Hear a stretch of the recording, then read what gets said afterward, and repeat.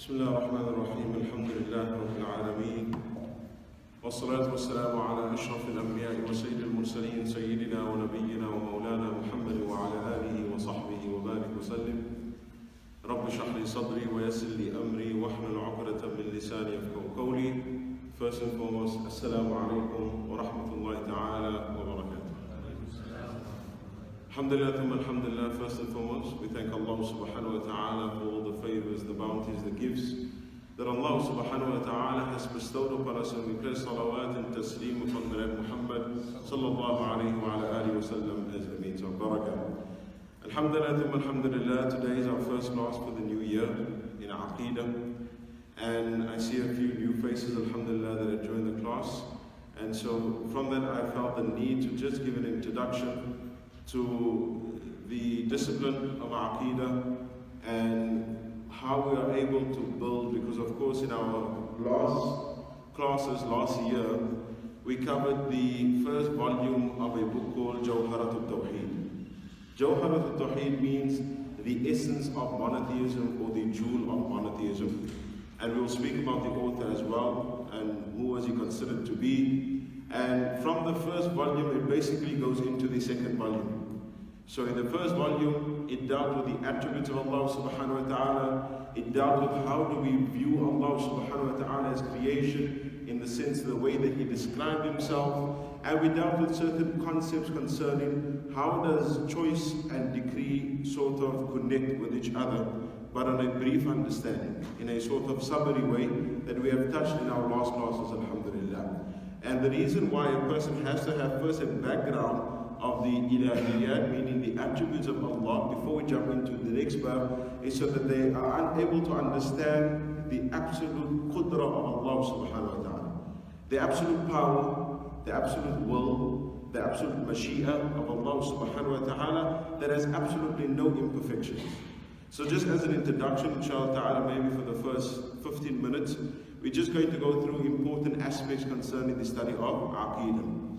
Now, as we know, that in the time of the Nabi Muhammad sallallahu alayhi wa sallam, there was nothing called the study of Aqidah. At that time, it was known as Iman, which is faith. And through the different times and the different eras, the ulama saw the need to document a science called Aqidah. Now, in English, we have to translate or see the difference between the two, is that Iman is faith, where Aqidah is belief. Now, what is the difference between the two? Faith normally deals with aspects of religion that is beyond our intellect. And that's why we have a famous quote when somebody's going through difficulty and they can't see the wisdom in it, they say, have faith. Meaning, look, have tawakkul, that there's something beyond your understanding that is happening. And that's why we say have faith. We believe, on the other hand, it is a set of ideas, it's a set of thoughts, it's a set of creed that a person believes in, and it is based upon both textual proof, evidence, and it's based upon intellectual proof or evidence. Two aspects within our deen. That there's something called text. What is the text? Meaning, qala Allah wa qala Rasul. What Allah subhanahu wa ta'ala says, and what the Nabi Muhammad sallallahu alayhi wa sallam as well says. So in that sense, when we speak about text or textual proof, we call it, or in Arabic it's called ad-dalil al-naqli. Ad-dalil al-naqli, meaning, what is the text? What is the Quran? What is the Sunnah of the Nabi saying? Where the other aspect is called ad-dalil al-aqli, which is intellectual, rational proof. Now somebody might ask the question, Sheikh, but why do we need that? Why do we need rationality to a certain degree? Well, it's very important for us to understand that in today's time specifically, it's more needed than any other time. Why? Because even Muslims within their own fraternities, whether it be in a secular fraternity, they are denied or negated certain important aspects of our religion. And the only way that we're able to discuss issues with them is from an intellectual point of view. Yes, Quran and Sunnah is there, but what we should not forget is that every person might come from a different paradigm or different aspect in interpreting certain ayat, interpreting certain hadith. But this is where the study of logic comes into play. How do you construct your mind in the correct manner? Just because I think does not mean I think correctly, and a lot of times we forget that. Because I think, because I understand, that means I must be on the right path. No, like everything else, there is a regulation. Fiqh is not just about what is halal and haram, but also usulul fiqh is the method or the study behind fiqh. What is it that was the methodology of Imam Shafi? What was the methodology or the approach of Imam Abu Hanifa? What was the approach of Imam Malik and Imam Ahmad ibn Hanbal and so forth? So there's a science behind how you construct your way of thinking. And so in Aqidah, the same thing. We find that a lot of people, they claim and we do believe that they have Iman. But is that Iman, that faith that they have, is it just merely intellectual or is it just merely textual? Because sometimes we find those two. That people rely on the Iman concerning just textual, which is not a problem, as long as we submit certain meanings to Allah subhanahu wa ta'ala and we do not bring our own interpretations and translations into the whole aspect. And then some, of course, they only rely on what? On intellectualism, on rationality, which is a problem as well, because the intellect cannot comprehend everything.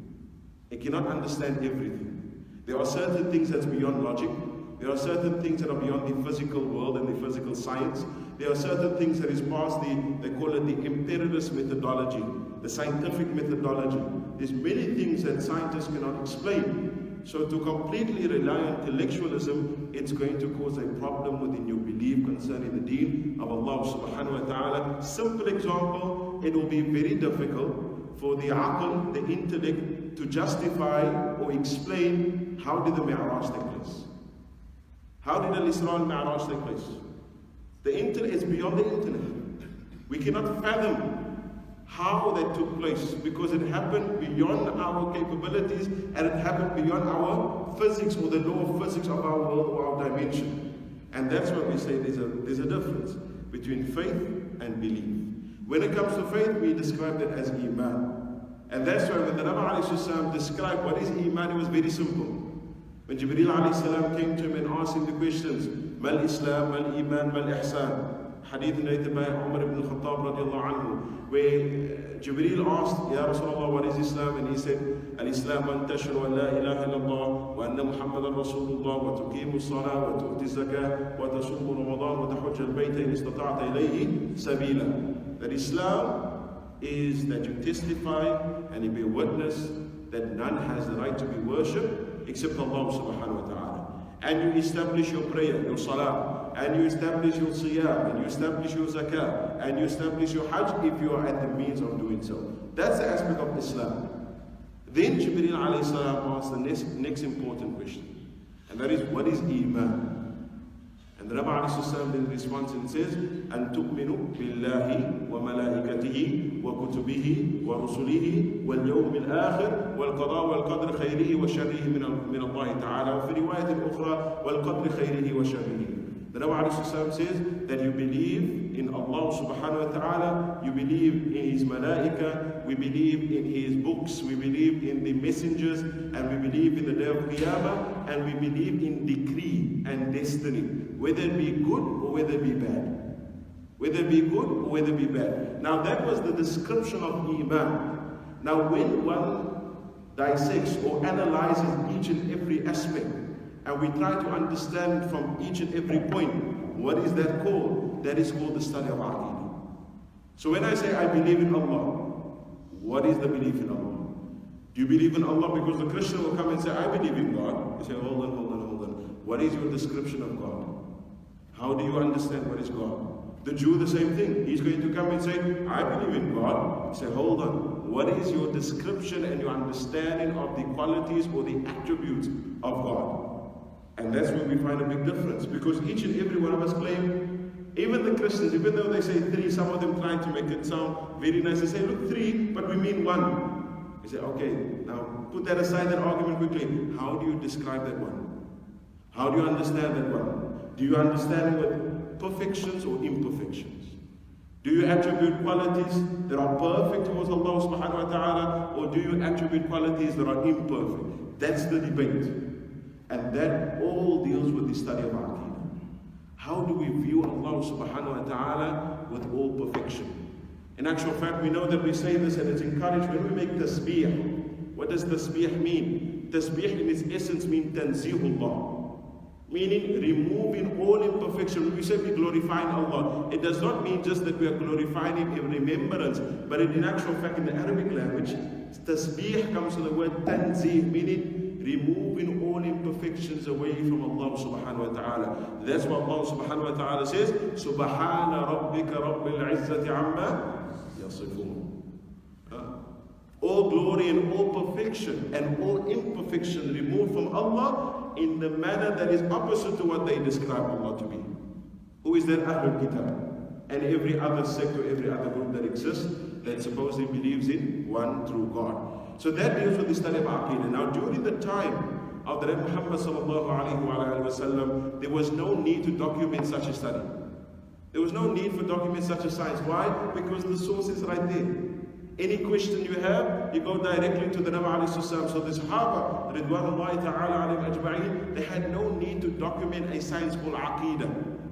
And we can also imagine, understand that when you go to the Nabi alayhi salam and you ask him a question, you're not going to discuss and argue with the Nabi. Imagine, subhanAllah, imagine the Nabi alayhi salam that live in our time, and we go to him for a fatwa and understanding. We say, Ya Rasulullah, please tell me, is this permissible or is this not permissible? Or is this kufr or is this iman? And the Nabi says, for instance, no, that's kufr, don't do it. I don't think nobody in the same mind is going to say, Ya Rasulullah, okay, what is your daleel? What is your proof? Nobody will do that. Nobody's going to say, Ya Rasulullah, give me evidence. Why are you saying so? Because, وَمَا يَنْتِقُ عَنِ الْهَوَىٰ إِنْ هُوَ إِلَّا وَحْيٌ يُوحَىٰ. That nothing but revelation comes from the blessed tongue of the Nabi alayhi salam. So therefore nobody is going to question the Nabi alayhi salam in any way. Then of course, after a long period of time, politics became a thing between all of the groups. And this is when the Ummah started to split. So we found the Khawarij on one hand, the Kharijites that believed that Sayyidina Ali radiallahu anhu, Sayyidina Muawiyah, Sayyidina Amr ibn al-As, and all those that are involved with them, they believed they were all kafir. They were the first group to come out to say some other group is kafir. First group. And then after the battle of Sayyidina Ali radiallahu anhu, and of course after the martyrdom of Sayyidina Ali radiallahu anhu, we found a group called a Shia, which means, literally Shia means supporters. So Shia Ali meaning the supporters of Sayyidina Ali radiallahu anhu. And then after that we found another group came out and crystallized themselves almost in the 2nd to the 3rd century called Al-Mu'tazila. The Mu'tazilites. Now just to understand that right in the beginning there were no Aqidah differences. It was all politics. The Khawarij believed they should be in the rule. And then anybody that stands in for Khalifa, if they do not establish Sharia according to their understanding, then the person is kafir. That's why they considered even Sayyidina Uthman ibn Affan radiallahu anhu to be kafir. Because they had a dispute with him with the bounty that was supposed to be distributed between the army. And because of that, they said, no, he's not establishing Sharia. Kafir. And as soon as somebody uses the word kafir, and this is the danger that we need to understand, that when people use the word kafir, what does it mean? It does not just mean that the person is murtad, but it means from a hukmi shari'i base, your blood is halal for me now. Which is also not correct, because individuals never implement Sharia. It is institutions and organizations. I can't go and become a vigilante. No. It has to be done by a qadi, a hakim, a judge, a ruler that establishes the hukum of Sharia. So it's not an individual thing. And in our context, that's impossible because we don't have that. And in actual fact, when we think about ibtidal, just so that we clear that matter, I can count on my one hand, how many, in actual fact, in my first few fingers, how many cases do we have that is authentic, that occurred during the time of the Nabi alayhi salam and during Sahaba's time, that the implementation of the Hadd of Ridda was implemented? Maybe 3 or 2 or 1. That's how little for the whole history, because I really dislike it when the Western world comes and says, come, barbaric is the Muslims. You become murtad tomorrow and then they want to kill you. That was never. We look at all the Muslim countries, look at Malaysia, look at Indonesia, look at Turkey, look at all of the countries, the northern African countries. We don't see those cases. And that's majority of Muslims. That is not implemented because there's certain conditions for ibtidal. Allah subhanahu wa ta'ala says, La ikraha fi din. There's no compulsion in religion. And just briefly to explain the one aspect of irtidad, that a lot of the contemporaries, they say that irtidad, we look at it the same way as treason. Now what happens in treason? If I'm a South African citizen and I go and migrate to Nigeria, and then what do I do? At that moment it's not a problem. South Africa allows you to do that. So you go to Nigeria, you get the passport of the Nigerians, but now if you turn around and you start working against the South African government, so I have secrets, I have certain confidential things that I have and I can share with the Nigerian government, then it becomes treason, meaning now I'm working against the country. Now I'm working against the country. And Allah describes people like that in the same manner that irtidad, they leave the deen, وَيَصُدُّونَ عَنْ سَبِيلِ اللَّهِ. And what do they do after that? They fight against the deen of Allah subhanahu wa ta'ala. And that's why in Sayyidina Umar ibn Khattab radiallahu anhu's time, there was a chief that became murtad. But because he did not try to stand up against the deen or influence anybody else to leave of the deen, Sayyidina Umar did not implement the had upon him. In actual fact, it's mentioned in the Sahih, the riwayah, that he left him to be, that he lived and he carried on. So when we think about irtidad, we have to understand that there's a context. There's conditions to be fulfilled in order for the had of irtidad to be implemented. So, coming back to the point, these three groups, they started making each and every one of them kafir. Mu'tazila came and said, Shia kafir, Shia came and said, Mu'tazila's kafir, Sunnis came in the picture, Khawarij said, you kafir, this one said, they kafir. And this is where the ulama of Ahlus Sunnah saw the need to establish the study of Aqidah. Why? Because who is right and who is wrong. Because everybody's going to come with their own interpretation. Everybody's going to come with their own methodology. Everyone is going to come according to their environment and their background and try to understand Aqidah in that manner, which is problematic. Because like every other science, Aqidah is something that you have to understand within its discipline. I can't use my medical information and use that to operate on a motor as a mechanic. It's not going to work. Because it's a different discipline, it's a different study, it's a different topic. So the ulama then saw the need to establish the study of Aqidah. Why? To safeguard a person's belief, so that they do not fall for the traps of others. And this was basically almost crystallized in the 3rd to the 4th century as a study. Not saying that it was not discussed before. No, it was discussed before. We know during those times, knowledge was transmitted through oral. You sit at the Sheikh's feet and you listen to him and he explains and he gives his doubts in that manner. Khalas. There was nothing about writing papers or writing books or writing articles. No, it was orally transmitted to the student. And so during those times, they discussed Aqidah. They discussed matters of faith and belief, but it was orally. It was not yet written down as a science. And that's why even in the 1st century, after the passing of the Nabi Muhammad sallallahu alaihi wasallam, there were debates around certain aspects of Aqidah. To give an example, Sayyidah Aisha radiallahu anha, in the journey of Al-Isra al-Mi'raj, there were certain people that claimed that the Nabi alayhi salam had seen Allah physically. Had seen Allah physically. So what does Sayyidah Aisha do? Sayyidah Aisha radiallahu anha that comes and says, whoever says that the Nabi alayhi salam saw Allah physically, faqad kadhab, he's lying. He's not telling the truth. He's lying. There Ibn Abbas, the cousin of the Nabi alayhi salam, he comes and he's also Sahabi. He comes and he says, the Nabi alayhi salam saw Allah with his heart. Now if we look at the one narration and you look at the other narration, the one is not denying any sight whatsoever, even by the heart. Even by the heart. Sayyidah Aisha saying there was no sight, there was no view, there was no vision. Anybody that says any sight, this person is lying. Ibn Abbas comes and he says that he saw Allah with his heart. Now we know Ibn Abbas is not saying he saw Allah physically, but he saw Allah subhanahu wa ta'ala with his heart. But this became a small, very small, I wouldn't say insignificant, but a small dispute between certain of the Sahaba. Now did the Nabi alayhi salam see Allah? Did he not see Allah? Is it possible to see Allah? Is it not possible to see Allah? This is when another debate came out, Ru'yatullah. The vision, can we see Allah? Allah says on the day of Qiyamah, according to the literal translation of ayat, وُجُوهُ يَوْمَئِذٍ نَاظِرَةٍ إِلَىٰ رَبِّهَا نَاظِرَةٍ. that faces that's going to be lit up, and they will be looking towards where? Their Lord. So the debate then became, will we see Allah with these eyes? Because if we're going to say, and this became the question, if we say that Allah is going to be seen with this eyes, does that mean Allah is a form and a body and a structure? That's the question. If Allah is a body, Allah is a form, Allah is a structure, meaning He takes up mass. What is mass? Space and time. And space and time, creator or creation? Jama'ah doesn't interact, so I'm going to throw some questions here, we're going to throw some questions here. Is space and time creator or creation? It's creation. Can creation contain creator? No. That's why we have a big problem with the Christian faith. They say what? Jesus became one with God. So creation can never contain and encompass creator. So now what does it mean? How are we going to then see Allah? Inshallah we'll get there to that discussion, that topic inshallah ta'ala, almost at the end. But these are the questions that were posed there.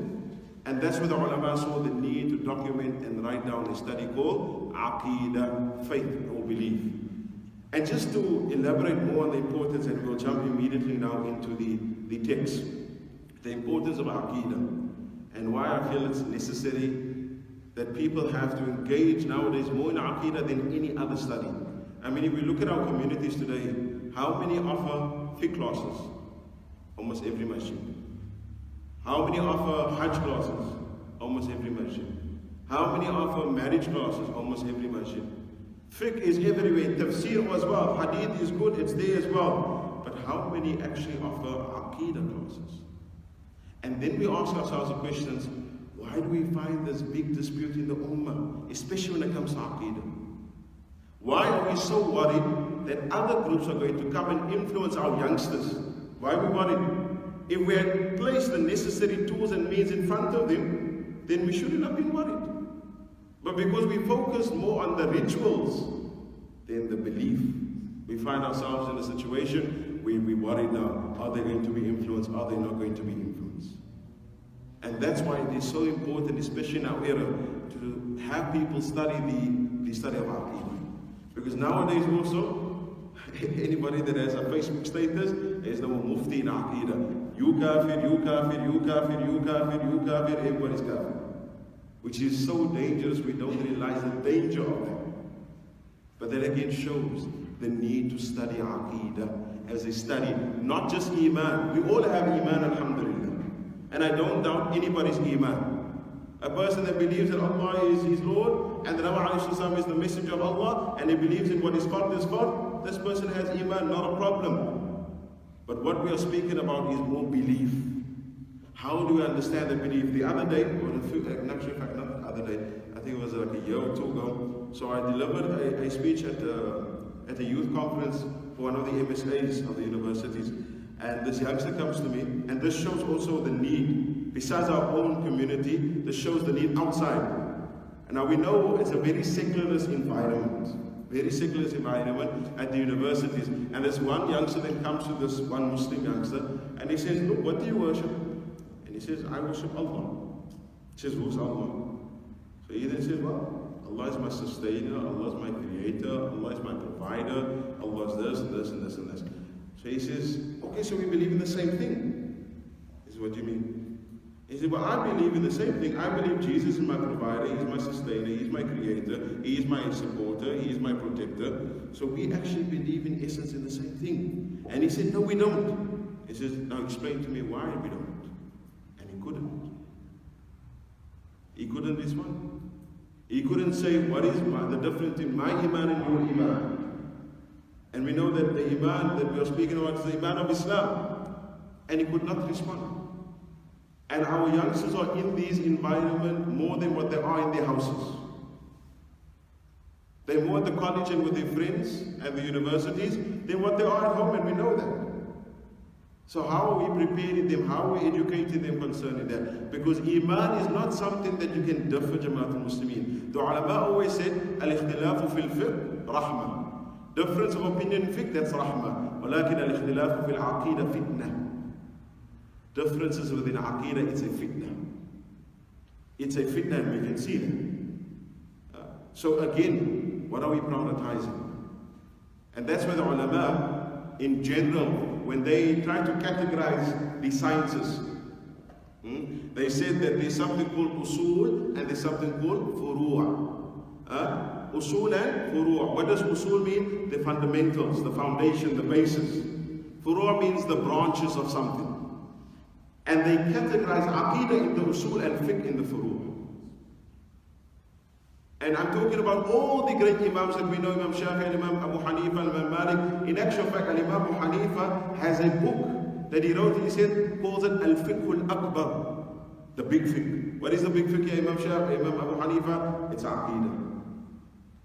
But we find ourselves, we completely sort of swapped it around. Now we're more focused upon rituals than belief. And that's why we find a lot of youngsters, they say, why must I make salah? I don't have love in the salah. I don't understand why I must make salah. They understand what is the conditions of salah, yes, tahara, and whatever the case may be. They understand all the arkan, but it became more ritualistic because there's no qalbi relationship in that salah. There's no heart attached to that salah. And where does iman sit? In the heart. Iman sits within the heart. And that's why we find this problem between certain people looking at salah, zakat, siyam merely as rituals. Okay, it's fard upon me, I have to make it. Khalas. My abi is on my case, or my is on my case, I have to do it. My wife is bombarding me all the time to make salah, or my husband. That's how we look at it. Why? Because that heartly aspect is not there. That connection with Allah subhanahu wa ta'ala is not there. And that is established through iman. Now what is the definition, what is the understanding of iman? The ulama explain, al-iman huwa mutlaq al-tasdeeq. It is absolute conviction in Allah subhanahu wa ta'ala. Now if we try to analyze that definition, absolute conviction, absolute meaning no doubt. Now alhamdulillah, all of us, we have that type of iman. I don't think anybody in this masjid can ever be influenced in a certain way to leave of the deen of Islam. Alhamdulillah for that ni'mah. It's not from us, it's from Allah subhanahu wa ta'ala. But do we have the next part? Conviction. What is conviction? Conviction, it is a judgment that is based, we're talking about literally how do we define it. Conviction means a judgment that has been based upon true understanding and evidence. If you go to a court, they can only convict you if there's evidence, if there's facts, if there's proof. Do we have those facts and proofs concerning our iman? That's the question. We have absolute, alhamdulillah, but do we have conviction? Meaning what? An understanding that's built upon knowledge. An understanding that's built upon knowledge. Do we have that, Jama'ah? That's the question that we need to ask ourselves. When it came to the Nabi ﷺ describing Islam and Iman, we can see verily that he distinguished between the two. When he was asked what is Islam, he basically described the external features of what this deen is about. And that is Salah, Zakah, Siyam, Hajj and so forth. When it came to Iman, he described the internal features of what this deen is about. And you cannot separate the two. You cannot say in our context and in our environment, what is beyond us, meaning what Allah knows best and we cannot judge. But with our understanding, nobody can come and say, I believe in Allah but I reject Salah. We say, no, then you're not describing the deen that the Nabi described. Because when the Nabi described those three aspects, Islam, Iman and Ihsan, he's describing one religion, and these are the different aspects of that religion. If you remove one of it, then it's no longer that deen that the Nabi described. So nobody can come and say, I believe in Allah, but I don't accept Salah. Or which I don't think this is possible, or I make Salah, but I don't really believe in Allah. I don't think you find that, alhamdulillah, that extremely does not exist. Alhamdulillah. I don't want to say yet because it sounds like we're making dua for it, no. But that does not exist, alhamdulillah. And therefore it is important for us to understand that even though we slightly distinguishing between the understanding of what is Islam and the understanding of what is Iman, it does not mean you can separate the two. You need both. The ulama of Ahlus Sunnah, they say what? Al-Imanu kamalul Islam, wal-Islamu kamalul Iman. Iman completes Islam and Islam completes Iman. So it is there to complete each other. If it's incomplete, we're in trouble. Then that means we're not really necessarily safe from the punishment of Allah subhanahu wa ta'ala. So this explains the importance of the study of Aqidah and what will be our objective.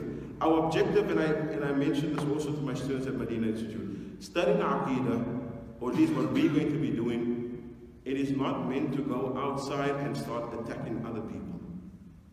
Because sometimes we find students of Aqidah do that. They've now learned the beginning stage of Aqidah, now he jumps on the wagon to condemn this one, to exit this one out of the fold of Islam, to ban this one, to condemn this one to Jahannam, and so forth. That is not our objective here. In actual fact, we're not going to be speaking about people, we're going to be speaking about ideologies. We're not here to attack individuals. We're here to see to problems, to ideologies that exist, thoughts that exist, not people. And that was the method of the Nabi ﷺ. The Nabi ﷺ never individually targeted an individual. And you can see through all majority of hadith, if there's something that occurred, the Nabi speaks in general. There is a man, and so and so and so and so. But he does not mention his name. Even in the Quran, even those that are mentioned in the Quran by their titles or what they were known for, it's not their true names. Fir'aun, that's not his real name. Abu Jahl, or let me say Abu Lahab, that's not his real name. And many other people that Allah condemned, but Allah did not mention them by name, He gave them their titles. But some ulama explained that one of the wisdoms that we're able to understand from that, that it's the objective of da'wah is not to target people. Because then that spreads hatred. That spreads animosity between people. I can just imagine if somebody should come to me and say, Sheikh, you kafir, ya Allah, I think the Sheikh got off. Because you're human at the end of the day. And because I wouldn't love something like that for myself, how can I do it to somebody else? So when we're going to be speaking about different sects or different groups, we're going to be tackling their ideology, not the people itself. We leave them, Allah will judge. Iman is something that Allah judges. We can't judge Iman. There's a reason and there's a wisdom why Iman is hidden from us. We can judge somebody's salah, yes, if he's doing all the arkan and all the conditions are being fulfilled. But how do we judge Iman? We can't. And that's why it's solely for Allah to judge, nobody else. And so our objective will not be to attack other people or try to condemn or belittle or undermine individuals, but it is in order to discuss ideas and thoughts that exist within our societies and within our communities. So that's concerning what we will be doing, inshallah ta'ala. Now coming to this text. The text was written by one of the great Imams. His name was Al-Imam, at least he was known as Al-Imam Al-Bajuri. Al-Imam Al-Bajuri, it's his commentary. There's two people that is involved here. Al-Imam Al-Laqani and Al-Imam Al-Bajuri. Al-Imam Al-Laqani had written, and he's one of the famous scholars of Ahlus Sunnah wal Jama'ah. He had written poems in the, let me say Aqidah, the study of Aqidah in the form of poems. Al-Imam Al-Bajuri comes and he comments and he explains these poems.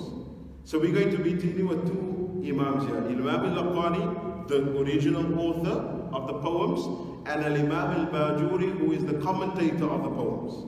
Now in the first volume we had covered with the Jama'ah, the first volume that dealt with the attributes of Allah subhanahu wa ta'ala. Now to just summarize it, this is going to be so difficult, but let me try to summarize exactly what is it that we focus on. We focus on the perfection of Allah and how Allah cannot be similar to creation on any level. When we speak about Surah Al-Ikhlas, we say, Qul huwallahu ahad. Can anybody tell me what does ahad mean? Except the alumni now last year. Or maybe we must test them, maybe it was Jummah khutbah from one ear to the other ear out now we have Rasulullah, alhamdulillah. Can anybody explain what do we mean when we say ahad? Wallahi, there is no wrong answer. Please feel free to answer in any way that you know. Absolute one, absolute unique. Okay, good. Any other answers? Any other answers? Our sisters can also engage if they want to. I see there at the back and on top. Our sisters, any answers? The ladies? Nothing? Okay, khalas, we will give them the first dars. Inshallah, we pardon them. And that's the thing, imagine we had to implement gender equality right now. Then we're going to put our women on the spot. And that's why I say equality is one thing, balance is another thing. Our deen encourages balance. Everybody's equal in front of Allah, yes. But does that mean everybody's equal concerning the responsibilities of Sharia? No. No, they're not. And that will be unfair. Imagine a judge, a 13-year-old, we speak about equality, a 13-year-old that just became mukallaf compared to a 40-year-old man that is an adult and he has knowledge. Can I judge the two the same? Of course not. It will be unequal. Because he has a lot of knowledge and experience, the other one does not. So, okay, we're not going to go into gender studies right now. But, is there any other answers concerning how do we understand what does ahad mean? So we had answers like absolutely unique and we had absolutely one. Any other answers? Okay, let me suggest that maybe the Jama'ah can agree or disagree with me. Can I say Allah subhanahu wa ta'ala, one of the meanings is that He is one and there is no other partner but Him. Can that be one of the meanings? No, it's possible. Can be one of the meanings. Can it also maybe mean that Allah subhanahu wa ta'ala is absolutely one in all that He is? What do I mean all that He is? I mean attributes is absolutely unique. Names is absolutely unique. Actions is absolutely unique. He Himself is absolutely unique. Meaning on all levels, لَيْسَ كَمِثْلِهِ شَيْءٍ. On all levels. Now Sheikh, maybe there's an aspect that He can be similar to us. No. Why not? Because even if we say there's some aspect, we are saying what? 0.0.0.0.0.1% Allah is imperfect. If we say that Allah, Sheikh, what's wrong if I say that Allah is in the sky? Is it okay? Allah's in the sky. What does that mean? Allah is occupying some sort of space. Is that not exact same similar description for creation?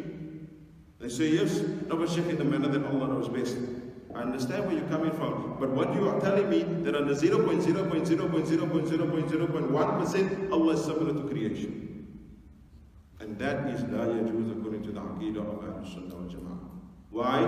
Because we're going to come to the next ayah. Lam yakun lahu kufuwan ahad.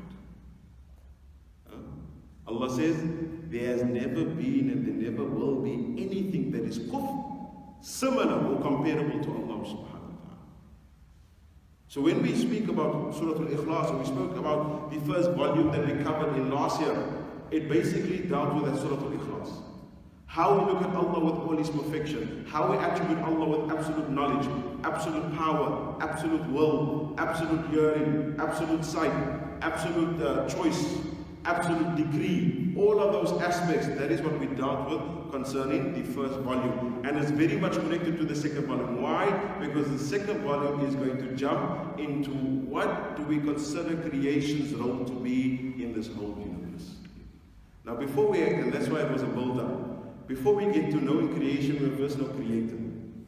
So inshallah, for those, the newcomers, if you have any questions while we're going through the book, please feel free to ask the questions. Wallahi, I'm a person, I love questions more than speaking. Because then we engage, then we discuss, then we, I learn, your honorable selves learn, and in that way we are able to benefit each other in that manner. So if there's questions, wallahi, feel free, both our sisters. If the sisters feel that they are too shy to maybe ask directly, they can write on a paper, and we can ask one of the youngsters, maybe Ammar, inshallah, to go and collect the questions from our ladies, inshallah. Now let's jump into the topic of tonight. And let me just see how much time do I have left. Okay, we have 14 minutes left. It's okay, inshallah. We will touch bases on some important aspects, inshallah. So, the first topic in the second volume of Imam Al-Bajuri or Imam Al-Azhari, he speaks about the actions of the slave. Now, when we think about the action of the slave, we know that each and every one of us, Allah has given us a choice. Nobody can say that they are forced to do something. But in the same manner, nobody can say they can do things independently from Allah's will. Again, everybody has a choice, yes.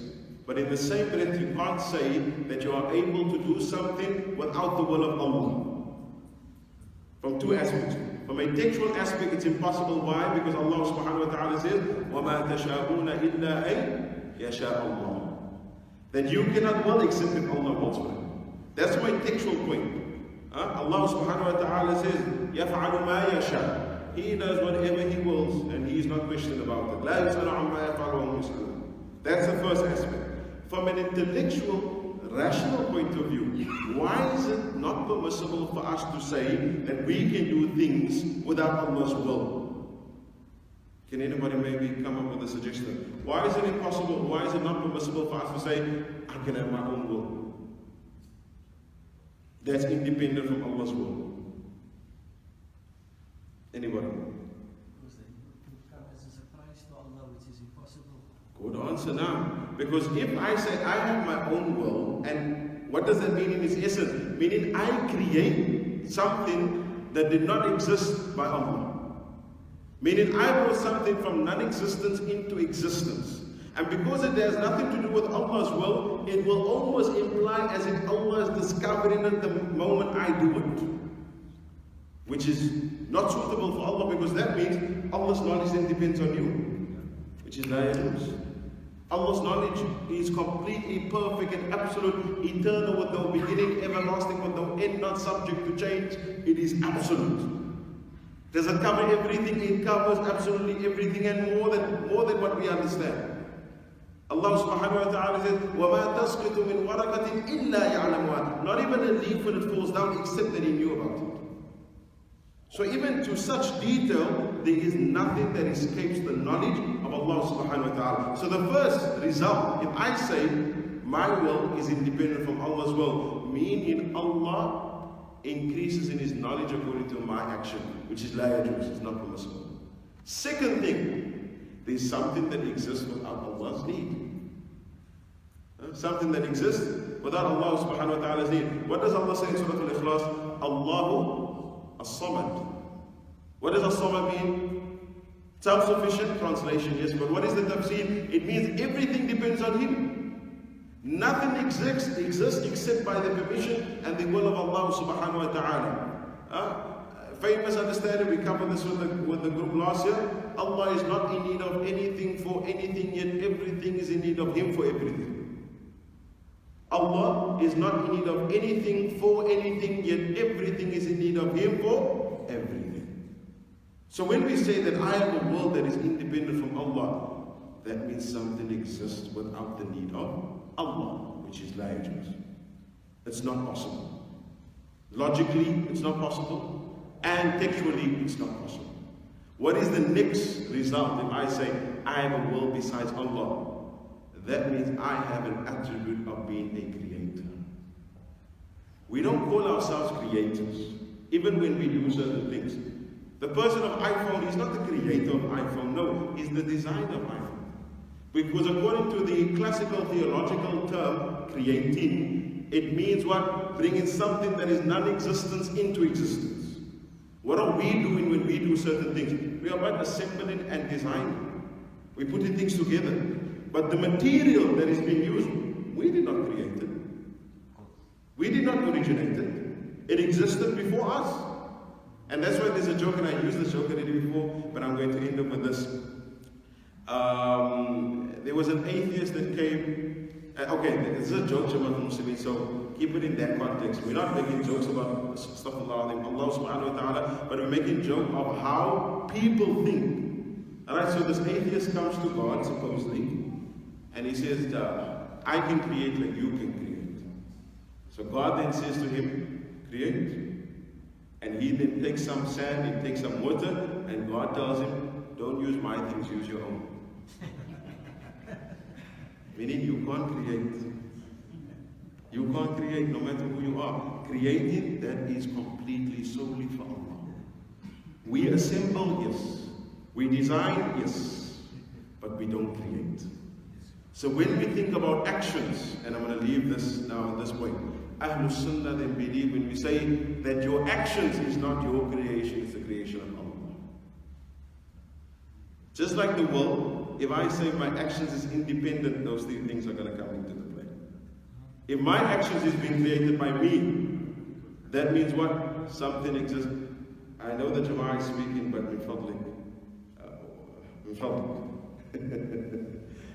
wonders. Our Sheikh will always tell us wonders. Where was I? So if we're going to say our actions were created by ourselves, then we're looking at the three implications again.